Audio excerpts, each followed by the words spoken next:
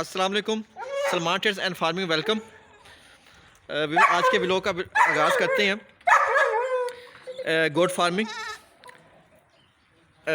Dairy farming और poultry farming अपने farm पर आप कैसे कर सकते हैं, कैसे इसको शुरू कर सकते हैं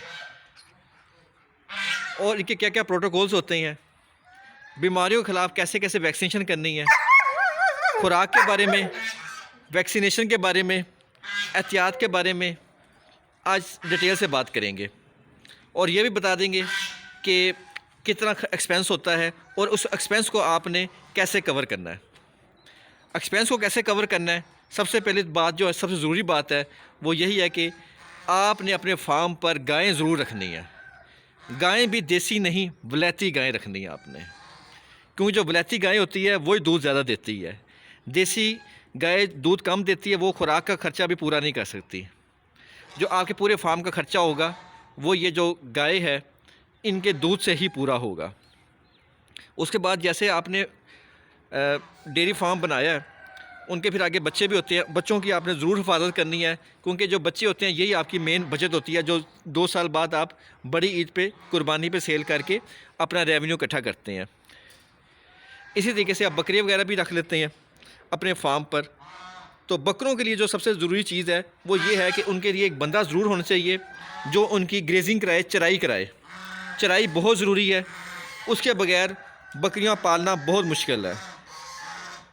दिन में 1 या 2 बार लाजमन इनको चराई करवा दें, उससे इनकी सेहत भी ठीक रहती है, खुराक का ख़र्चा भी कम रहता है और ये बीमारियों से भी दूर रहती हैं। अब मुर्गियां ये फार्म पे हम ज़रूर खुला छोड़ते हैं। ये चीचड़ वगैरह इनके जानवरों के नहीं रहने देती, चीचड़ वगैरह इनके जानवरों के जिस्म से खा पी जाती हैं। उसके अलावा फार्म के अंदर भी जो चीचड़ वगैरह होती हैं, कीड़े मकोड़े होते हैं, वो भी खा पी जाते हैं। खुराक की बात कर लेते हैं। तो डेयरी फार्मिंग में हम इनको खल, ये साइलेज है, तूड़ी है, उसके अलावा ये हरा, ये वाला हरा वंडा है, वनडे के अलावा रोटियां, ये खुराक में देते हैं। इससे जानवरों की सेहत भी ठीक रहती है और जानवर दूध भी अच्छा करता है, गोश्त भी ठीक बनाता है। ये खुराक की बात हो गई। 10 दिन बाद इनको मसाला देते हैं। मसाले में प्याज, हरी मिर्च, अदरक, लहसुन, पुदीना और जो बाज़ार की फक्की होती है, चूरन जिसे कह लें, वो डालकर इनके लाजमन हम इनको देते हैं। उससे इनकी वाईबादी नहीं होती, इनका हाजमा ठीक रहता है। हर 2 से 3 महीने बाद इनकी डिवर्मिंग बहुत ज़रूरी है। डिवर्मिंग इनकी इंतहाई ज़रूरी है, वरना इनके पेट में जो कीड़े होते हैं वो खुराक खा भी जाते हैं और उनको सेहत नहीं बनने देते। अगर सेहत नहीं बनेगी तो ना इनका गोश्त वगैरह बनेगा और ना इनको दूध शुद्ध बनेगा इनका। जर्मन शेफर्ड है, तो जर्मन शेफर्ड की डिवर्मिंग होती है 2 से 3 महीने बाद, और 2 से 3 महीने बाद डेयरी फार्मिंग में गायों की भी, और 2 से 3 महीने बाद बकरों की भी लाजमी डिवर्मिंग करते।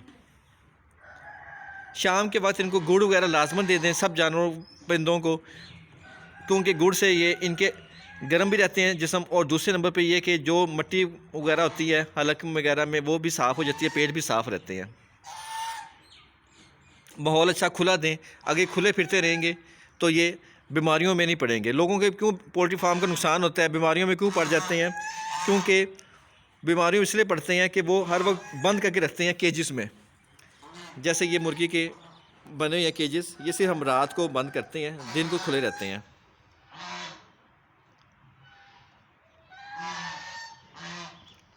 सिक्योरिटी के लिए जर्मन शेफर्ड और ये बतखें बहुत ज़रूरी हैं, क्योंकि जैसे ये अननोन बंदा देखती हैं शोर मचा देती हैं और अलर्ट कर देती हैं।